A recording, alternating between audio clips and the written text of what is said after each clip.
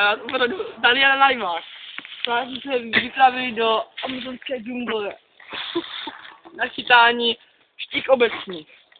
Má tady právě nahozenou na montáž kaču, prostě slávek, vyšší slávek, s oluskem, většinou i mankem a divou rukou. Právě můžeme vidět záběr, Kaťa se potopila a sekám. Je tam, musím mi povolit, aby je nezajala tam do těch stolíků. Vidíte tohle prut, další souboj. Nejpadá to na to. Tak když se vrátíme, tak za 30 minut buďte tady, buďte u televizoru. No.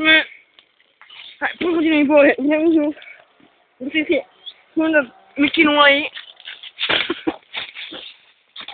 Vidíte, ryba má furt to a právě já musím trošku povolit, prý nabíjet. Musíme tomu povolit, protože na to mám přesně vlasec 32 a není to na takové velké ryby, je to fakt macek. Mohla by mě zajet tam do těch stolíků. To je jo.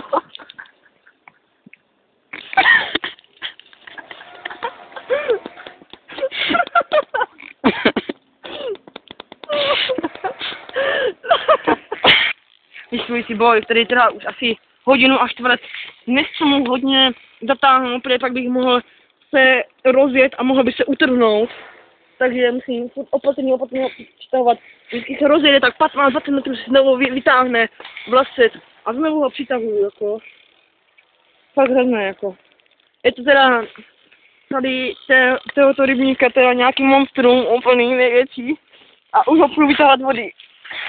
Už je na břehu. Podejte jí podběrák, prosím. Tam je až to nevadí. Možná, že ho vytáhnu rukou, já fakt uvidím.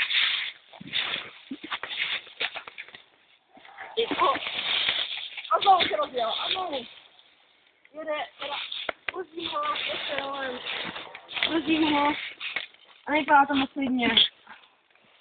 Můžete mi podběrák, jak si podebrat. Zatím, když ho vytáhnu, tak si dáme reklamu. Takže už ho můžu vytáhnout, háček z huby. Teď ho musím dostat na břeh. Je to teda monstrum. Dívejte se na ten ocas. Dívejte na něho, jo? Já nevím, jaký fotky budu se pořídit.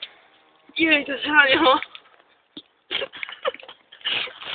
Má to přes metr. Je to teda pořádně těžká váha.